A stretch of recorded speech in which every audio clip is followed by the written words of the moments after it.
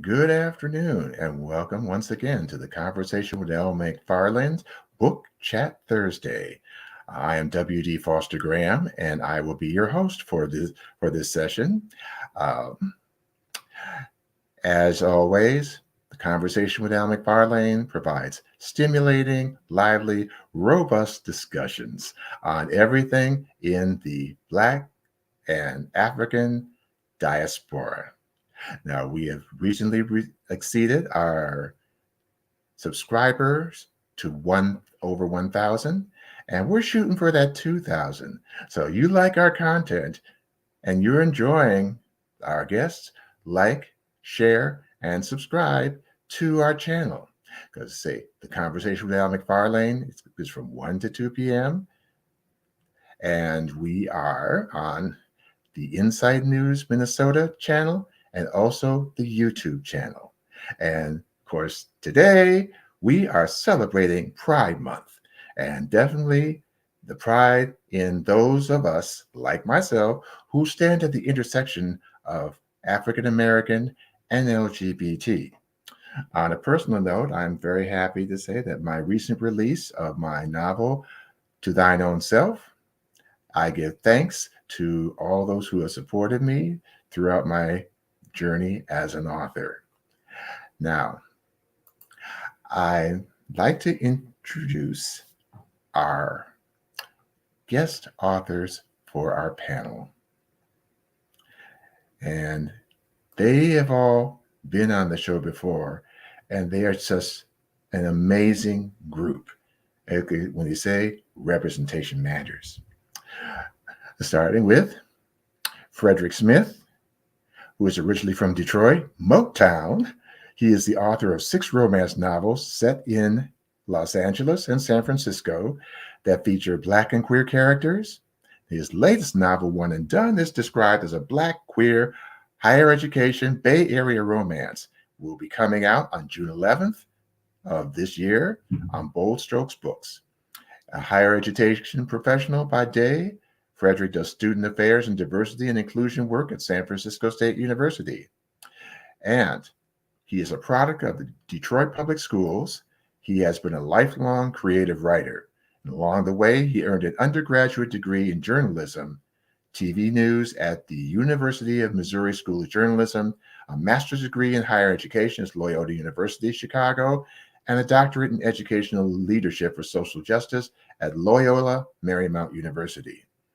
He's passionate about social justice, all things Beyonce, Black life, queer life, romance novels, books in general, and people pursuing and completing their educational goals.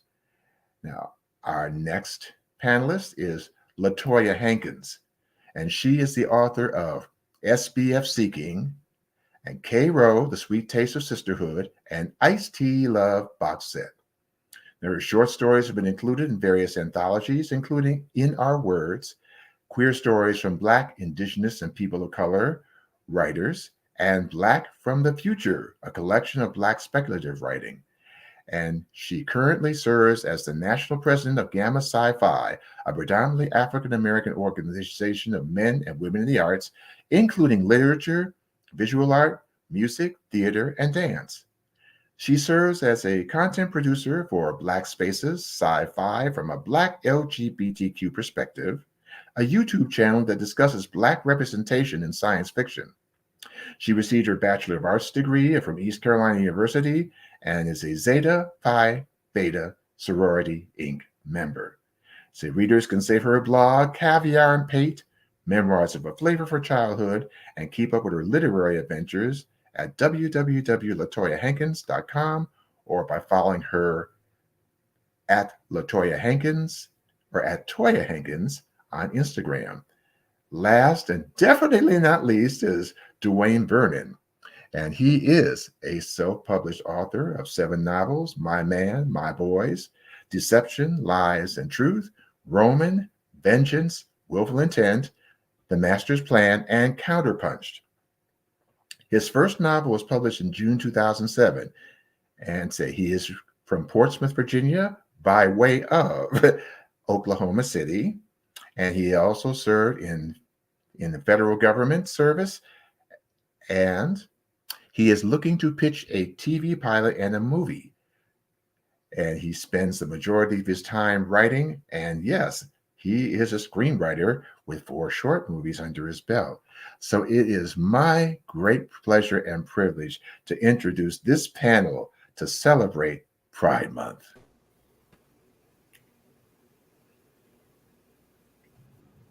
Greetings, everybody. Greetings. Greetings. How's it going? Oh, awesome, awesome, awesome. So now I know all of you have been on the show, and I've had the honor of reviewing your books and the spirit and the love and the passion you bring to them. So since it's been a minute, we're going to do a check-in. So let's say to tell us what you've been up to these days. So we'll start with LaToya. Hi. First of all, it is a pleasure to be in everyone's company on this fabulous Thursday. Happy Pride Month again. Since we last chatted, I have actually been working in my craft. I'm still working on my 3rd novel, where it investigates how mothers and daughters coexist, and how you're never too old to appreciate the mother that you have. I've always been doing my work on my community service, and thank you for recognizing that I belong to 2 international fraternities. I'm a member of Zeta Phi Beta Sorority Incorporated, which shapes my life, having celebrated over 3 decades of membership. And I'm also the national president of an international fraternity for artists and creators, Gamma Xi Phi. So I'm excited again to continue to work on being a better author, being a better citizen, and I'm looking forward to being in community and conversation with this esteemed panel. Yes. Thank you, LaToya. Now, Brother Dwayne. Hey, thanks for having me. Happy Pride Month. I've been working on trying to put more Black gay film out. My whole purpose of writing is to break the stereotypes about Black gay men and the Black gay community and what we have to deal with as being Black and gay. And so, as you mentioned earlier, I'm about to pitch a television series, all gay television series. Yay. And I finished up on a couple of films that I'm looking to be looked at. Awesome. Like I said, the representation matters. Okay, Frederick.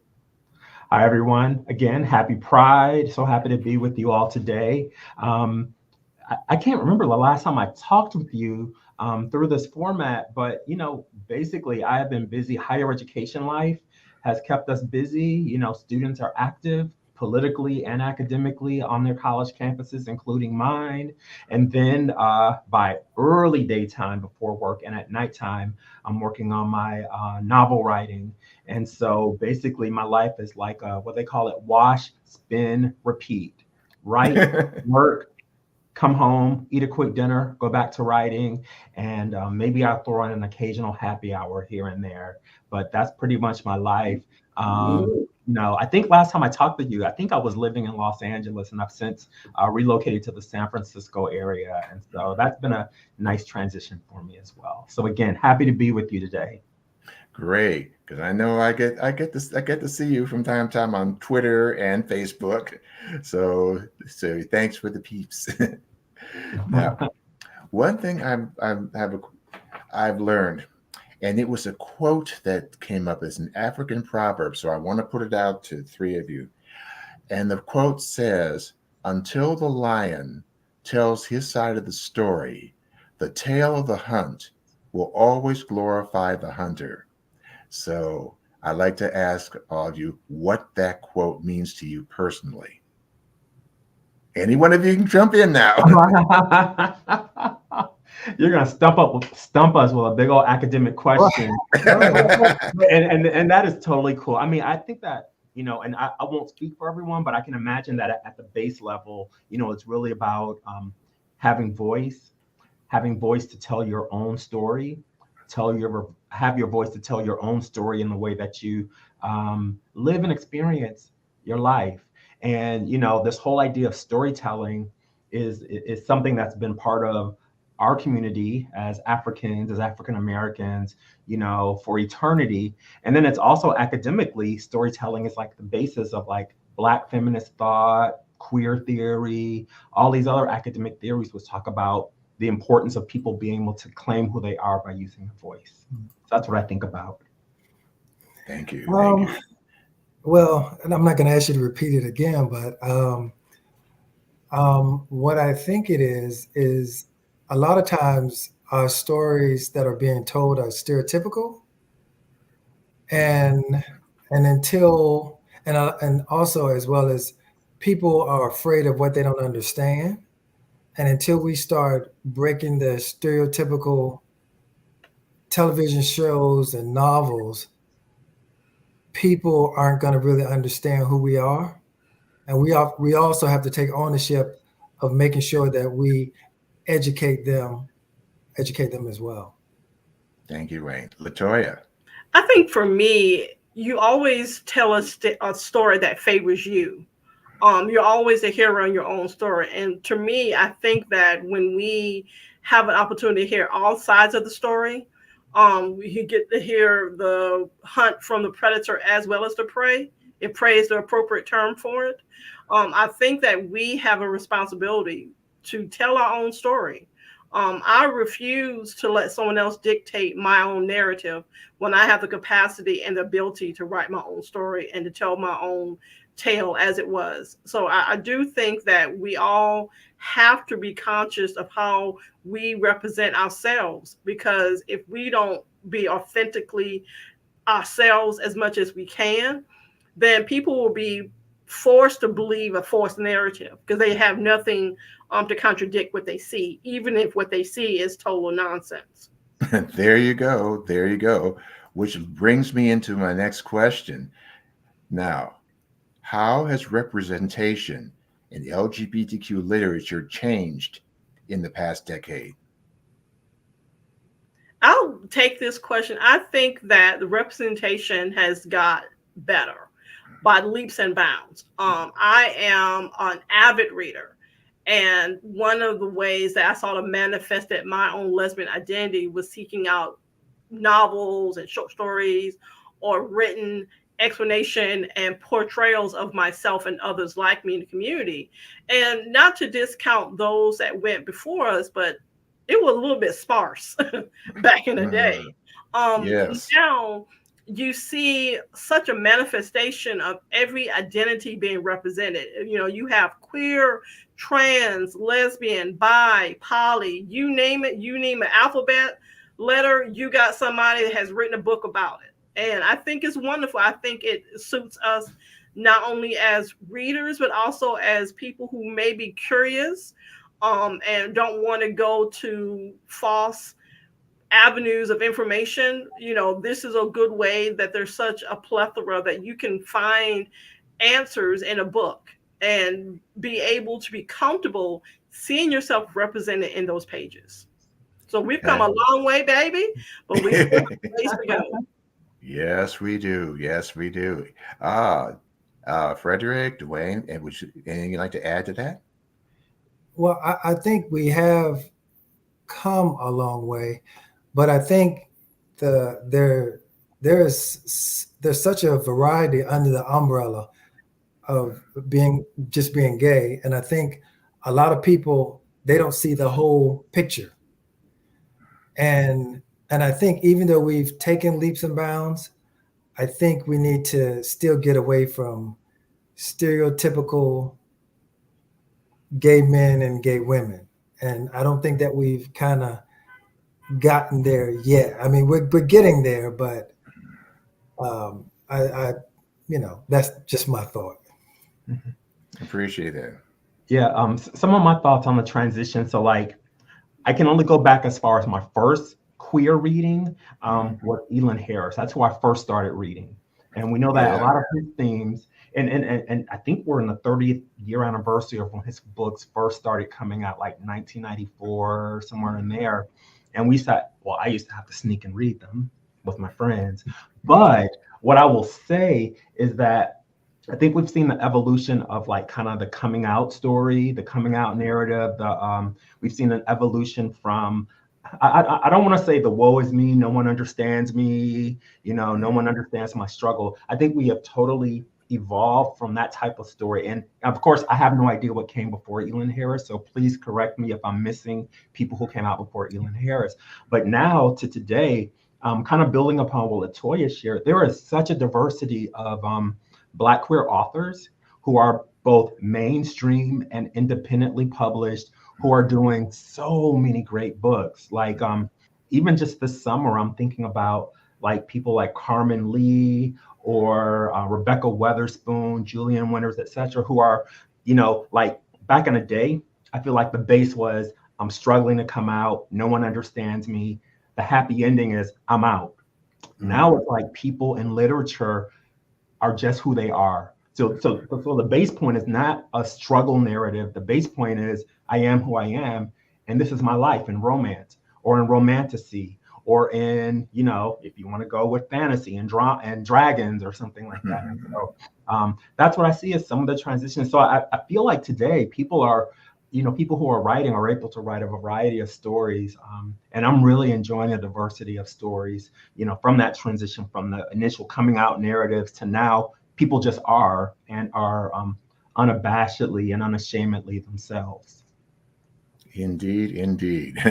And yes, since you touched on one of my favorite genres, it's just romance. For me, since I'm a baby boomer, I remember when I first started reading books so far as romance. Now, Brenda Jackson was definitely on my short list of favorite authors in terms of Black love and romance. But see, the thing was, until you had James Earl Hardy and Elin Harris, like we were missing from that equation when it came to reading and stuff. And so, especially in that genre, because I know Brenda Jackson had her struggles because a lot of people had the attitude, oh, your books won't sell. Well, she proved them wrong. And she is one of the premier romance authors. Now, but when it comes to LGBT romance, I'm looking at, okay, so what's the representation like here?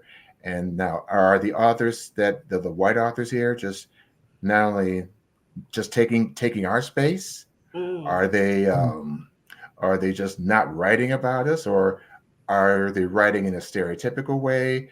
And so, in terms of Romance Landia, I acknowledge each and every one of you for bringing your voice. So, but what do you see with that particular milieu? So as you say, Black love or say Black LGBT love in romance? Well, I'm not sure if I'm answering the question, but I know that when I write stories about Black LGBT romance, I do a parallel to a heterosexual couple as well, to show that they're not that much different. Except, a woman can bear children. But outside of that, the same obstacles and decisions that they have to make and arguments that they have, even unfortunately, domestic abuse, it's all part of the baked in the cake. And so I always try and write a heterosexual couple in the stories just so people can see the parallel of the two, if that's what you're asking. Oh yeah, that's definitely the part of the equation. Okay, Fred. I think in terms of like when I think about current Black and queer romance novels, I do see and sense a lot of joy, a lot of happiness. Again, thinking about that bar of, no longer is the standard narrative, the I'm coming out, no one understands you, but it's the I'm gay, I'm lesbian, I'm trans, I'm poly, everything. And I have my world of my found family. I have family members who love and accept me for who I am. I'm bringing them along in the journey. And I see that a lot. And what I really like now, so another parallel I'm kind of seeing, back in the 90s, I feel like I saw more literature representing Black gay men's experiences. Today, I feel like I see more Black women's experiences within Black queer romance, and I love it, because I think that people deserve to see themselves in stories. And this is all tied to misogyny and everything, in terms of women's stories not being accepted, not being seen as important. Although we know that women drive the romance novel industry, and so why not Black women's stories within the queer spectrum and everything. And so I am really enjoying seeing the number of our counterparts and colleagues who are writing Black women love stories. And there's so many people we could probably name drop and name, and who we see, and hopefully at some point we'll be doing some recommendations as well. Oh yes, we will. So that being said, we come to you, LaToya. I think I want to piggyback on what Frederick was saying, that there is a wide array of authors who are capturing Black, gay, LGBTQ romances. There's a lot of authors, and I was even going through ticking them off in my head, that write love stories, and it's not the traditional boy meets girl, boy meets boy, girl meets girl. It is, I'm having my own life, I meet you, you have your own life, we have drama, we complain about you to our friends, they have drama, but then you have the happily ever after. I really appreciate that the books we are seeing are not losing sight that our characters exist in the real world. Unfortunately, there are drama and trauma that encompass us and impacts us as we're trying to find our Ms. or Ms. or whatever we want to call it, and live a glorious life, partnered or even tripled up, because we are open to the possibility. It doesn't have to be just two people in a relationship. It could be as many people that can coexist and have happy. And I do appreciate that authors are pushing the boundary to be more respectful and more reflective of our community. And that is so true. And another thing that stood out, and I remember reading your book, LaToya, was the power of sisterhood. Yes. Every time I read that sisterhood comes out, because it's a powerful force, a powerful love, and it shatters the stereotypes that are out there. So now, who are your literary influences? I'll jump in since I just finished talking. For me, I consider Zora Hurston as my number one top. Just a side note, she was a member of Zeta Phi Beta Sorority Incorporated, so she is my sorority sister. She is being, or has been, claimed as a member of the LGBTQ community. She lived an authentic life. She wrote fiction, she wrote nonfiction, she wrote essays. She was a woman, dare I say, ahead of her time. And she did not shirk from representing her community. If she traveled to Florida or Alabama, she wrote in the vernacular, not in a way to make fun of the way that people talk, but to respect them and say, I'm not going to clean up your language just for the masses. I'm going to present you as who you are. And for me, that sort of impacts how I write, because I want to be responsible in how I depict characters, particularly when it comes to characters that are within my community and represent people such as myself. Contemporaries, there are also, I love Fiona Zed, who is a phenomenal lesbian author who writes romance, some of it a little bit spicier than others. I love authors that are always challenging themselves.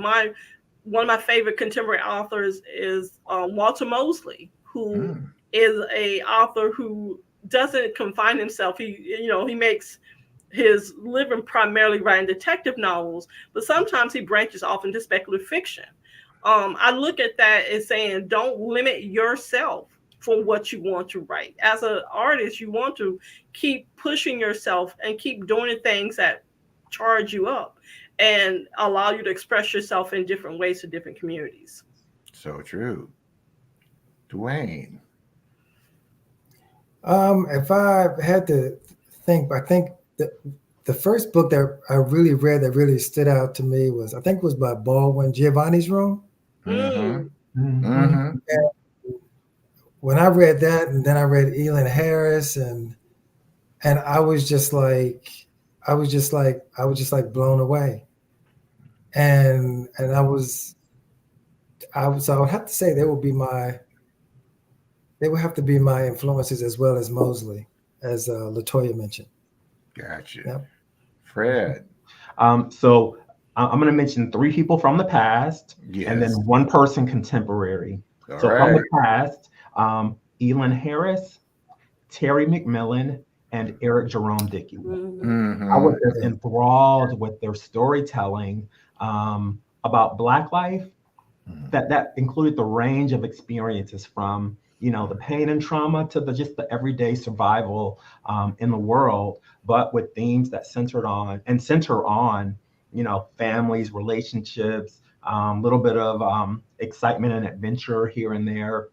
But yeah, Eric Jerome Dickey, Terry McMillan, and Elin Harris are the people who, as I was thinking about, putting my toe into the water of writing, Yeah. those were three people who I just looked up to in terms of both their careers and in terms of the ways in which they wrote and represented the communities, and still do today. Of the three that I mentioned, Terry McMillan is the only one who's still living with us, but their books live on forever.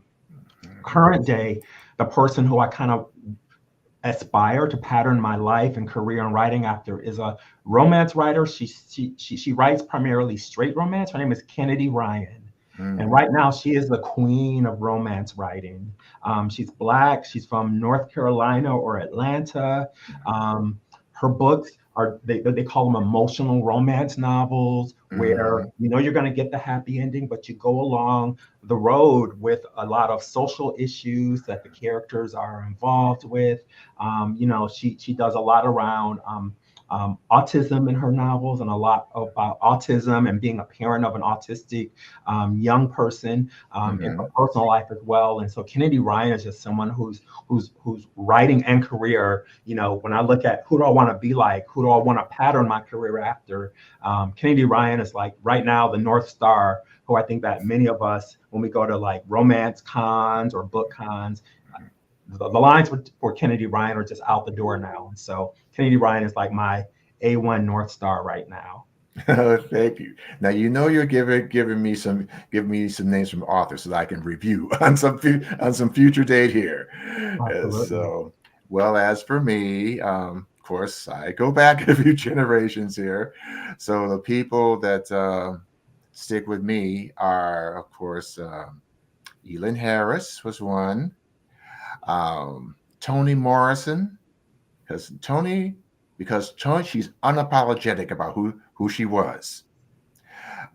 James Earl Hardy is one of those influences in terms of my writing, because I say, to quote Toni Morrison, and this is a tone I live by when I'm writing, as she says, if there is a story you wish to read and it hasn't been written yet, then you must be the one to write it. I remember it's because Toni, when she was asked why she wrote the novel she did, and she said, why didn't include everybody? Well, her response was this: I write to black women, and if other people like that, that's okay. So those are amongst those that, for me, were my influences, and of course, seeing people and characters who looked like us. So, and as I mentioned earlier, as we stand on the shoulders of the greats before us, let's just take a little quick trip back into the Harlem Renaissance. Mm. When you think about the authors like Zora Neale Hurston and Langston Hughes and Richard Bruce Nugent and County Cullen, the days of Ma Rainey and Bessie Smith, etc. Who, in your mind, do you identify with from that era, if you were to choose a person or more than one? Wow, Harlem Renaissance. So I'll go first because my answer is going to be kind of short. Langston Hughes, and I'll tell you why. I grew up in Detroit, product of the Detroit public schools. I went to a school called Renaissance. Considered one of the top schools in Detroit and Michigan. But Renaissance, all of our teachers were Black, all of our neighbors, postal workers, everyone was Black in Detroit. And our school was so culturally empowered that instead of reciting the Pledge of Allegiance every morning, we recited Dreams by Langston Hughes. Hold fast to dreams, go, life is a barren field frozen over with snow. There's one more stanza in that too. That poem sticks with me and every other Renaissance grad to this day. Dreams by Langston Hughes. So I have to say, I think the teachers, I love the fact that they were very intentional about what we recited, how they were kind of getting us culturally empowered. And so Langston Hughes is a part of like a memory that I have. Of course, I need to take a deeper dive into Langston Hughes' life and literature, but that poem, Dreams, always sticks with me as something that was important in my growing up years. Thank you, Frederick. And hey, all of these are so important. Dwayne, how about you? I have no clue. I really have no clue. I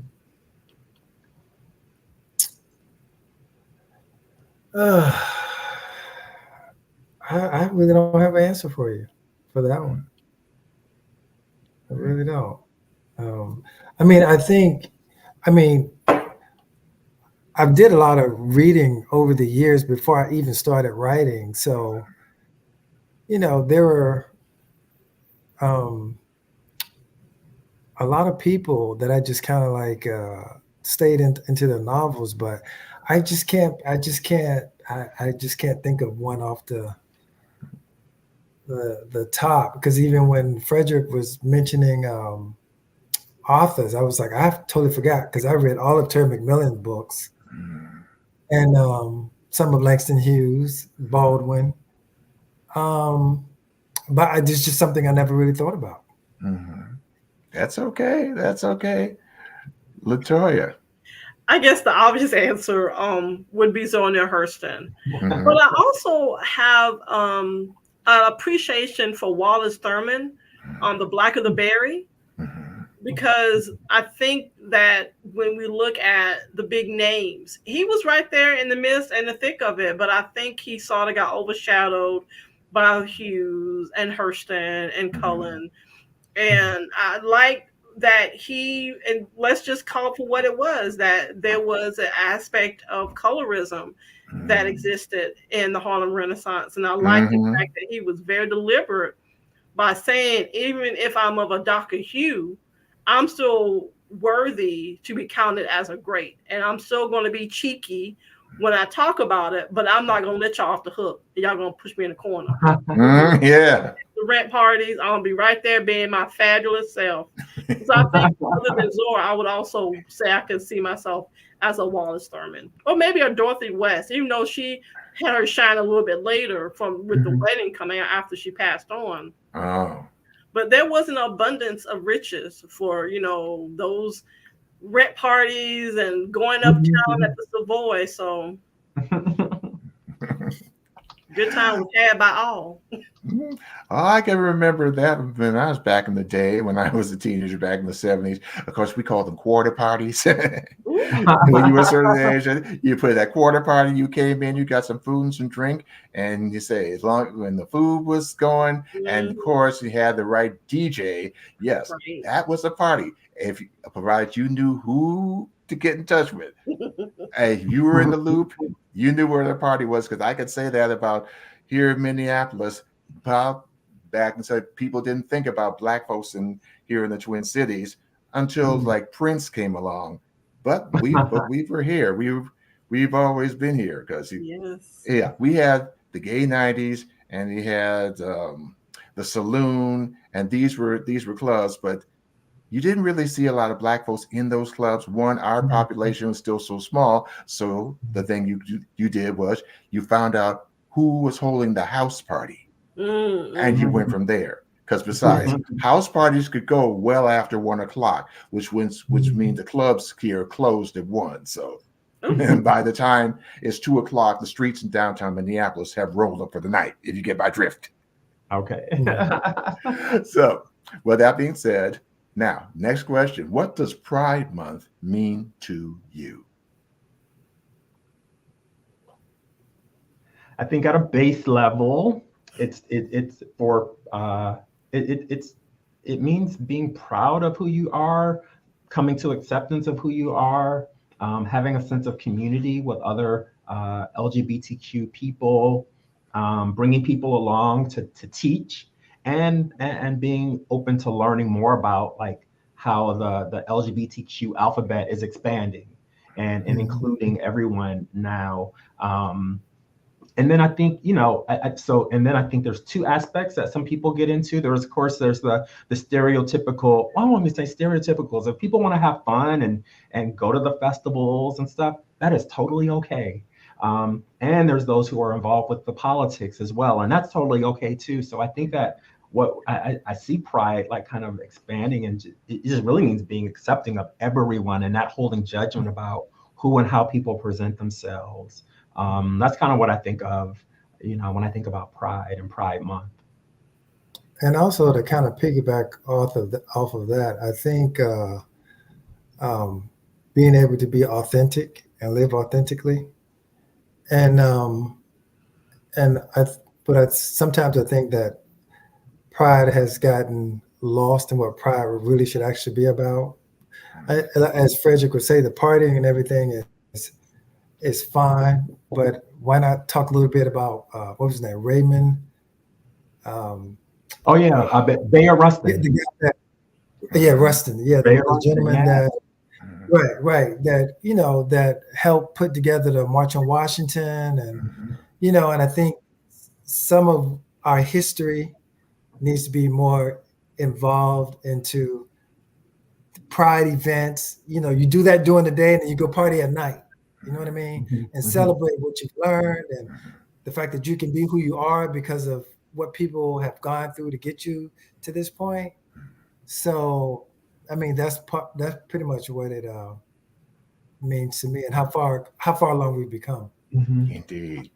I totally agree, and I co-sign what Dwayne is saying. I think that we need to be conscious of our foremothers and brothers and non-binary leaders and activists that made it so that we could go to a Target and spend our money buying rainbow colored attire.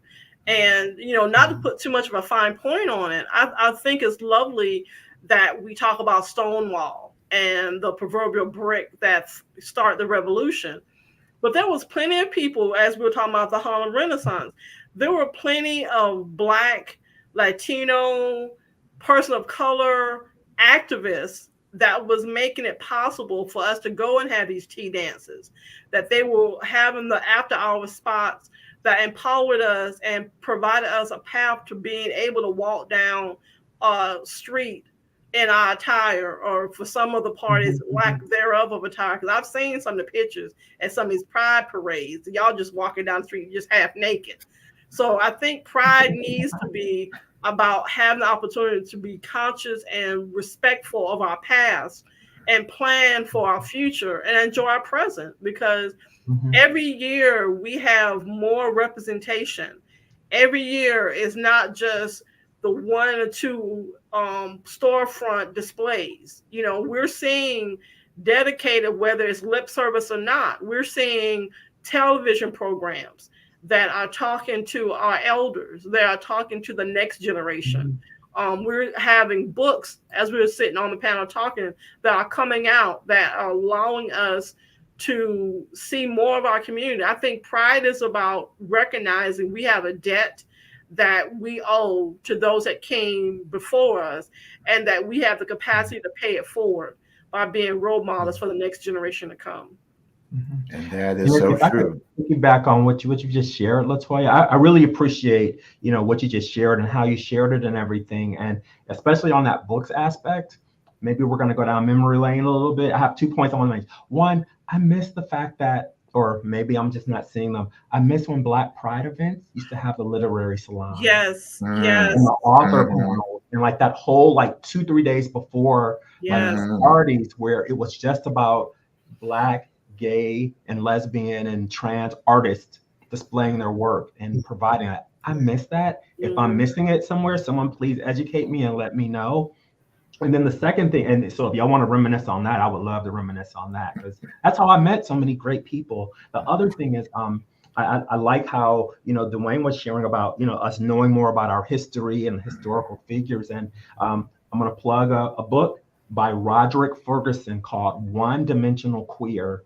And it's an academic book. It's really short, but he kind of traces how Pride was kind of shifted from being like a political protest movement to kind of the shallow, vapid Pride that it's become today. And he specifically talks through white influencers in the 60s and 70s who made a deliberate attempt to shift the Pride narrative from being political and a protest to a lifestyle and to bodies and to having a nice house and traveling around the world. And so that's something that I wish that some of our youth would kind of understand and see while they're having fun and while we're having fun as well. Also think through some of the kind of the politics of Pride and how, what we see today with some of the beer companies and liquor companies sponsoring it. I don't know if some of our predecessors would want that. I have to wonder that. I have to ponder that. Well, sorry for interrupting. I could say that, well, when Stonewall took place, I was 17. So at the time that I was in college was in 1970, there had been the first Pride. And knowing that Pride march wasn't what it is today, those were marches of protest and resistance. So there, in terms of the LGBT movement, and some of the people that led that were like Marsha P. Johnson, who was a trans activist, Sylvia Rivera. They would say, so there was a movie about Stonewall that talked about the movement, but the persons of color were absent from that movie. Then because we've always been part of it, but we just haven't been given the energy or it's the visibility. But yes, those first few marches were definitely about simply the right just to be our authentic selves. And there were no, shall we say, support systems out there. And even when the laws all were against us during that time. So, but that's something that needs to be part of the history that we carry forward to this younger generation, because a lot of them really don't know history. And if we don't share it, who will? I will jump in just to, talk about the author panels. One thing I will say is that there is a long history of Black prides, giving thanks to Earl Folks and all those with the Centers for Black Equity. I believe that help. I think I'm missing a letter, but those that facilitate Black prides. Right. I do think that the Black prides and the Black Pride organizers, they are deliberate in trying to incorporate workshops. I have primarily went to like the bigger prides, like the DC Pride and the Atlanta Pride. But I would say also with the smaller prides, I want to recognize like Nashville Black Pride, Baltimore Black Pride, Philadelphia's Black Gay Pride, even Columbia, South Carolina and Charlotte, North Carolina Black Gay Pride. These are Black prides where they are very community driven. They are very inclusive. They have, the parties, but they also have the workshops. Now, to be fair, the author panels aren't as popping as they used to be. But I will say with Black Pride, we are very deliberate in making sure if you come to my town for a Black Pride that you're going to have a good time, but you're also going to leave with some education. I think that they're very deliberate when they have Pride panels and vendor fairs, that they have people there to provide information about voter registration, about health care, about financial education. So I do think that while there are some instances where you're going to see a bunch of go-go boys dancing and go-go girls be dancing, be fair, we have go-go girls at all the parties. But I do think that Black Pride makes a point of being a little bit more conscious. And that is also important to say to connect, to stay in that loop, because just like generations ago, when we had Black newspapers that were there to talk about what's happening back in the day, and that was before John H. Johnson did Ebony and Jet as a way to stay connected. This is just as important, and we have the tools. we have this social media, and if we use it right, this message will get through to a lot of people. Now, that being said, I have this question for all of you. What advice would you give your 13-year-old self? I would give my 13-year-old self advice to don't doubt yourself. If you feel something is right, stick to it. Don't let other people sway you for being your authentic self. It's not going to be easy. It's going to be times when you wish that you went with the okie doke.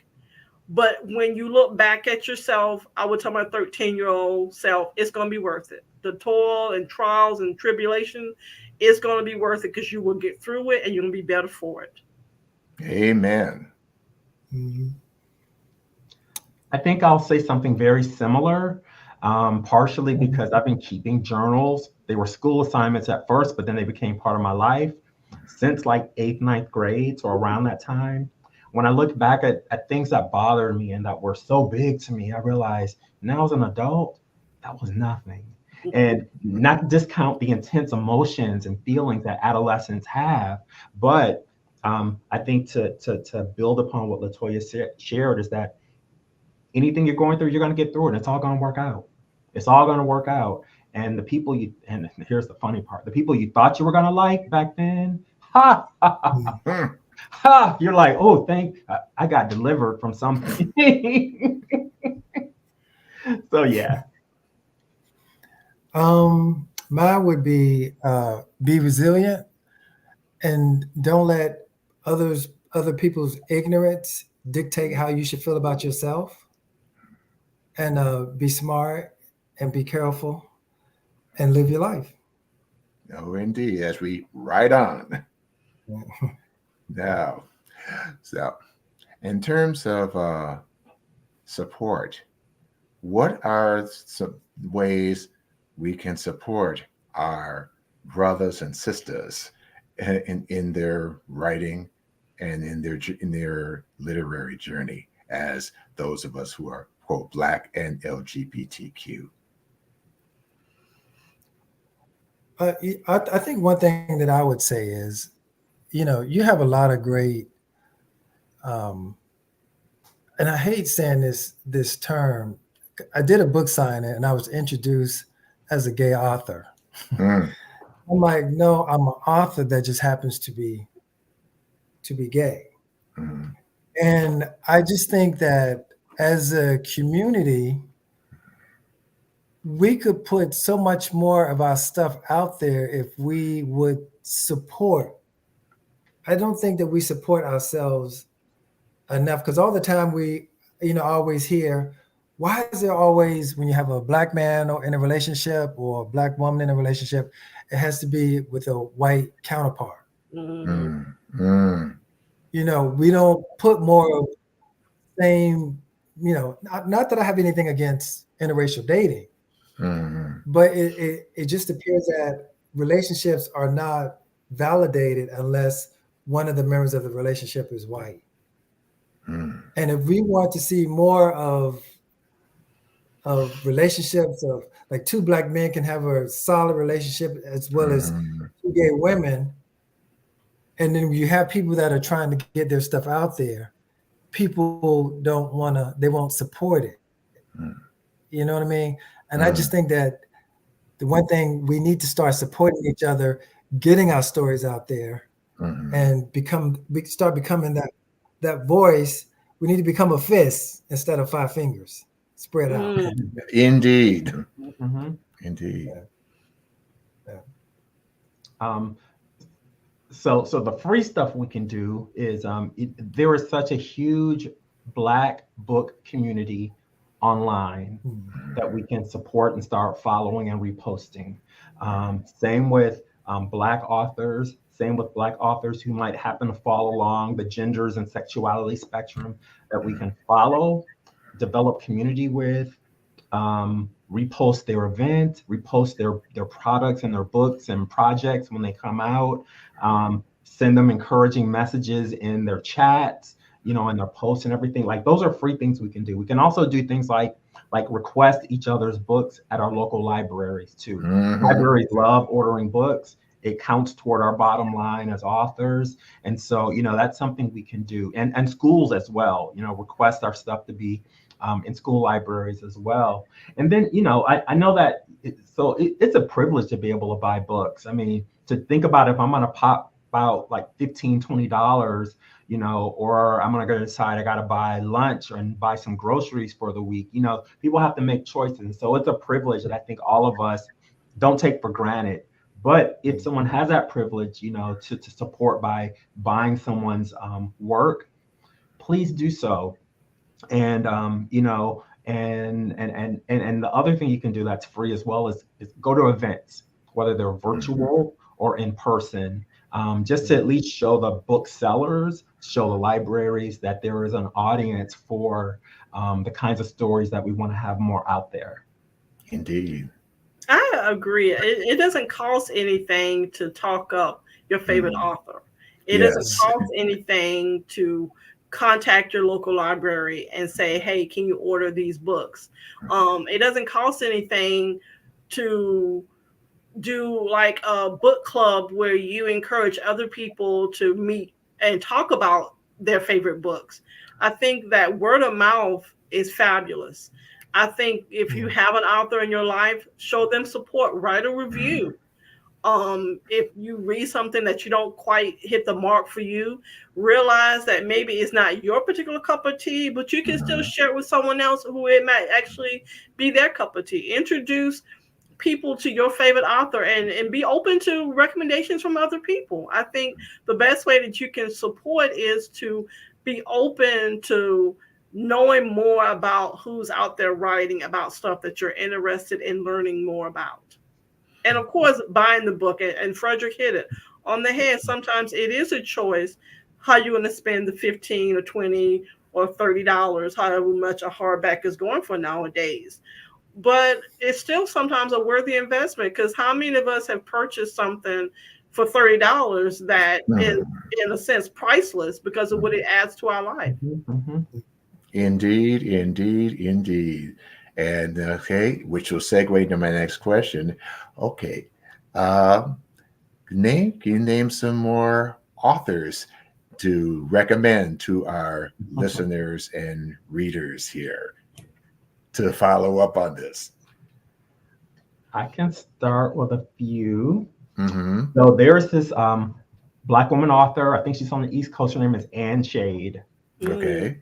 Wonderful Black lesbian stories, novels, etc.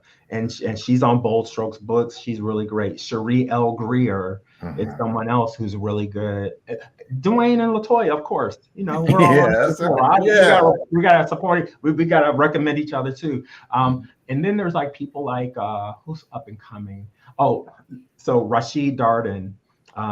He first started writing novels like in the mid 2000s, around the same time when I was starting to write stuff too.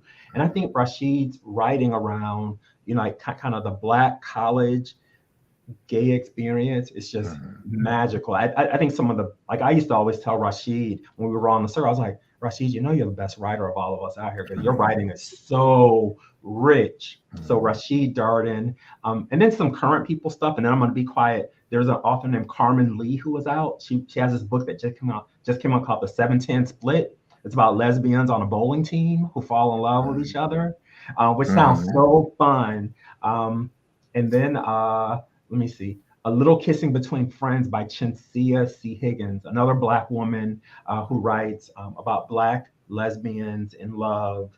Those are some of the people who I would recommend as well. Great. You stole my Rashid Darden.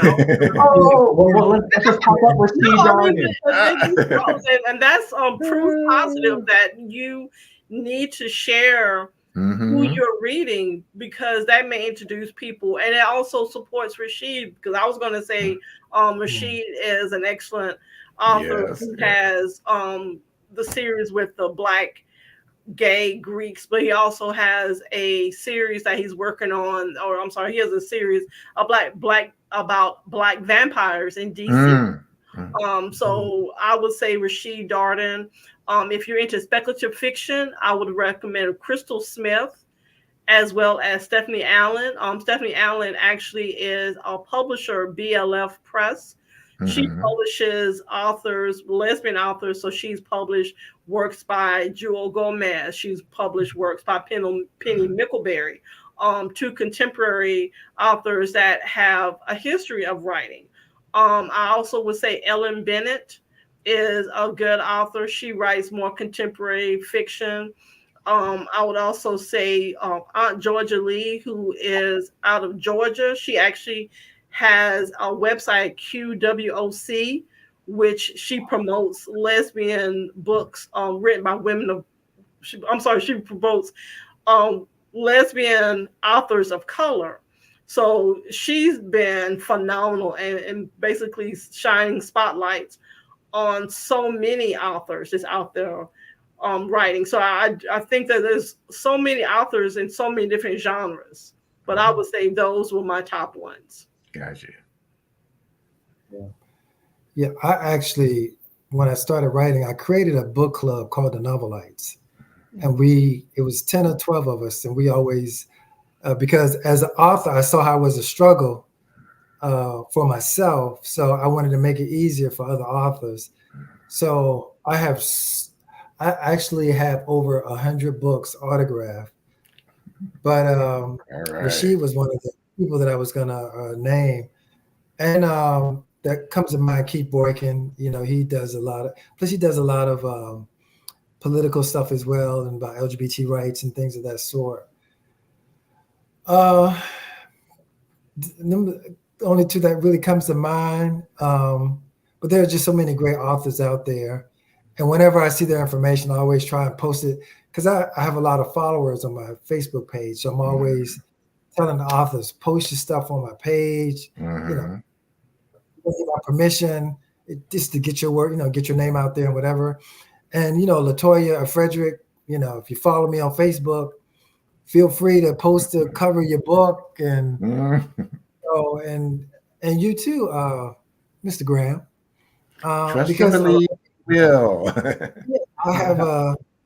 I provide a question of the day every day. So Facebook has made me a digital creator somehow, but I get a lot of traffic.